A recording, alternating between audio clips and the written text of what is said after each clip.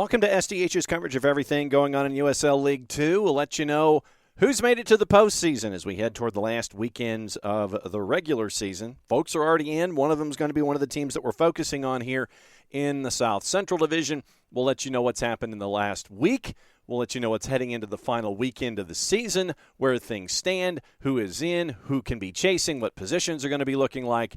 All of that news coming up. And don't forget, you can always catch the information at USLLeagueTWO.com. All right, so let's get through what's happened in the last 7 days in USL League Two in the South Central Division. Remember, it's Birmingham Legion, it's East Atlanta, it's SSA, Dothan United, Asheville City, Tennessee SC, and Athens United. So taking a look back, going all the way back to the 29th of June to get you ready for what's going on in the South Central. SSA went on the road to Clark Central, beat Athens United by the final of 3-1 in a match that was delayed almost 2.5 hours from kick because of weather in southeastern Alabama in the summertime. I know you're all shocked. Dothan United and Birmingham Legion ended up in a 1-1 draw at Rip Hughes in downtown Dothan, Alabama. Also on the 29th at the Risa Soccer Complex, East Atlanta is shut out by Asheville City SC 3-0. Now on July 1st at Spain Park, Birmingham Legion hosted Tennessee SC. Tennessee SC ended up 3-1 winners there, and that gets us to our match of the week. From July 2nd at Greenwood Field on the campus of UNC Asheville, Asheville City and Athens United. They went at it there in the mountains in Asheville. Here's your highlights, courtesy of our friends of Mystery Soccer Theater 3000, Asheville City, and their social media. Here's Jeffus. Harper. Jeffus again. Carlson gives the outlet. Here's Kropp. Kropp has some room, pushes it out wide. Huckabee moving forward. Good 1-2, gives it back. Vignali on the turn. Vignali cutting towards the top of the box. Vignali continuing on. Vignali towards the box. Leaves it across. Simon Carlson makes it 1-0 Asheville City. Asheville City goal! Fantastic work by Isaiah Vignali there. Let's take another look. Brilliant run from Vignali. Explosive speed to get away, and a brilliant ball right across the top of the six. And it's the sure foot of Simon Carlson. Makes it 1-0 Asheville City. In fact, if you're a goalkeeper in the game of FIFA, it is really hard to get the ball from you when you start dribbling.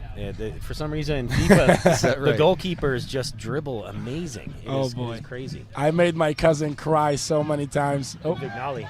Vignali gets through. Vignali on goal. Vignali makes it 2 for Asheville City. What a fantastic run from the middle of the pitch. Forced Romero into a decision. Blasts it by the goalkeeper and makes it 2 for Asheville City.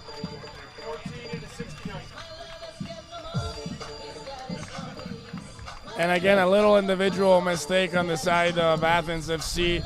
I'm sure they were looking for that goal that would have brought the game on a tie, and this makes it so much difficult now. Yes, there are still 20 minutes to play, but it's not looking good for them.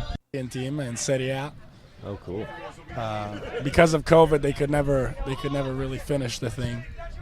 Yeah, a lot of players' paths were skewered because of the COVID. Curling ball back, post, not at all. Oh, it's brilliant into the game. Osa finds the back of the net, makes it 3-0 Asheville City. Asheville City goal! Osa's first goal of the campaign this season.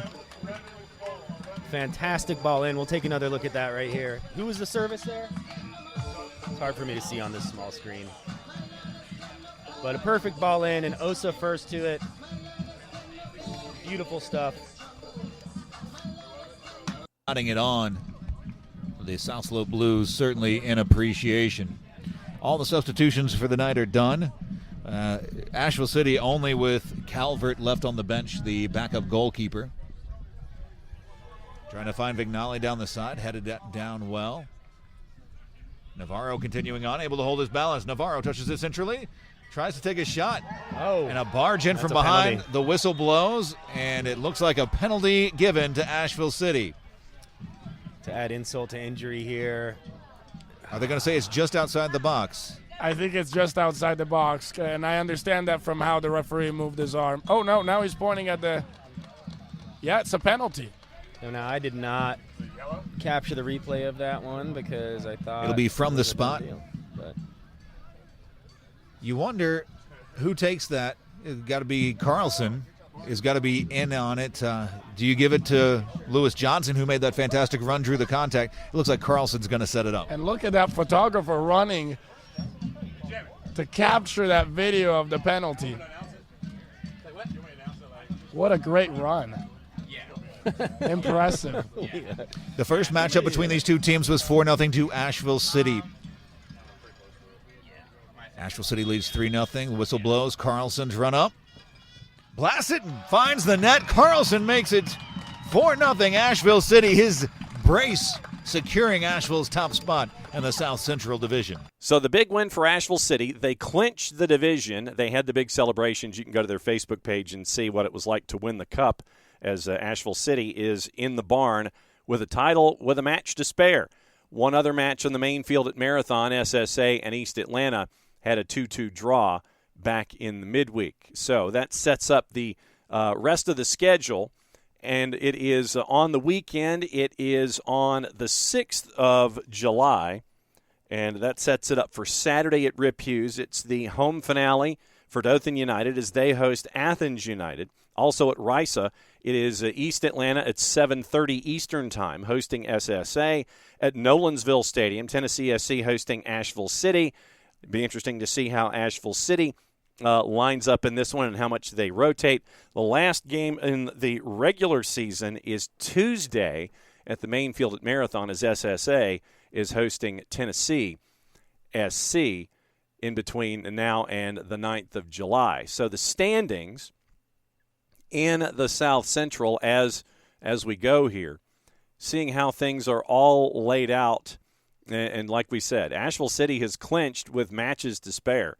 10 matches in the barn. It is Asheville City, 9-0-1. They are 12 points separate from everyone else. It is Tennessee SC at 28 points. Tennessee SC is in second at 1.78 points per match. They are at 16 points. SSA, 9 matches played, 14 points, and a margin of 1.56 per match. Dothan United, 10 matches, 12 points. East Atlanta, 10 matches, 12 points. And right now, goal difference lends itself to Dothan United being in fourth. They only have that goal difference, though, by 1. It is -3 to -4. East Atlanta is at -4. Birmingham Legion in 12 matches has 8 points. And Athens United has, in 10 matches, they have 6 points on the season. So that's where we stand with the league after the match of the week with matches to spare. Asheville City ends up as your South Central Division champ. Laying out the scenarios right now for the postseason and the power rankings and the playoff tracker, all that kind of stuff. So playoff tracker in USL League Two, you have already clinched Asheville, Ocean City Nor'easters, the Seacoast United Phantoms, Midwest United FC, the AHFC Royals, and Des Moines Menace. Can clinch in this particular match week. Peoria City can clinch a Central Conference place with a win against Chicago City on Tuesday and a draw or a loss for both St. Charles and River Light. Corpus Christi FC can clinch a Southern Conference place with a win against AC Houston Sur in the midweek. Flint City Bucks can clinch a Central Conference place with a win or a draw versus AFC Ann Arbor. Ventura County Fusion can clinch a Western Conference place with a win versus Capo in the midweek and a draw or a loss for AMSGFC versus the SoCal Eagles. Ballard can clinch a Western Conference place with a win against Lane United and a draw or a loss for Tacoma Stars versus Capital FC Atletico on Sunday. Little Rock Rangers can clinch a Southern Conference place with a win or a draw against Louisiana Crew. Almaden FC can clinch a Western Conference place with a win against Academica on Saturday, or a draw versus Academica and draws or losses for both Monterey Bay FC 2 and Project 510. And Fort Wayne FC can clinch a Central Conference place with a win versus Cleveland Force And draws or losses for both FC Buffalo and Toledo Villa FC. There will be a test later on. And don't forget to follow USL League Two on all of the social media platforms that they have, on the Facebook, the 280-character app, on their YouTube channel, and on the IG, the Gram, or the Insta, however it's called these days. So power rankings as of June 26, as they are laid out, and once again, slightly behind, but still as of June 26. Biggest one on the move was Flint City. They were up 5 spots. Ballard was the biggest mover, down with 8. Seacoast is at 1. Asheville City is at number 2. Ocean City at number 3. Western Mass is up 3 spots to number 4. Long Island up 1 to number 5. Ventura County Fusion down 2 to 6. Flint City up 5 to 7. Lionsbridge stays even at number 8. Des Moines Menace right there all the way up into the standings at number 9. Brave SC, otherwise formerly known as the Villages, down 1 to 10. Little Rock stayed at 11. Vermont Green down 2 to 12. Ballard down 8 to 13, losing to United PDX. And then 14 and 15, Corpus Christi and Charlottesville Blues. And we'll keep an eye on all of that activity that happened in late June. And moving forward, that was the power rankings as of June 26. No new power rankings have been released here in the early part of July. But with your favorite clubs in USL League Two and the regular season winding down, a request from those of us here at the SDH Network, if you can make it, to check and see what's going on some of the summer talent that is being assembled across the league, please do. If you can be there in person, show support for your local teams. If you can't be there, but you are in market, go ahead and follow along on your social media platforms and all your local providers. If you're out of market, still follow along on local providers, or hang out with us every single week here on the SDH Network, and we'll let you know what's going on in USL League Two. Please have a safe and happy 4th, and be sure that you support your local programs on the 4th, the 5th, the 6th, the 7th, the 8th, and the 9th as we are closing in on the remainder of the regular season and the playoffs here in USL League Two. Folks are already in the postseason, and they're looking at everybody else to see what the competition is going to look like as everyone's chasing a title and chasing after Ballard and USL League Two. That's the info. That's everything going on here in USL League Two for everybody here at the SDH Network. I'm just John. Thanks for dropping by. Thanks for hanging out with us. Play it safe, everybody. Enjoy the matches in USL League Two.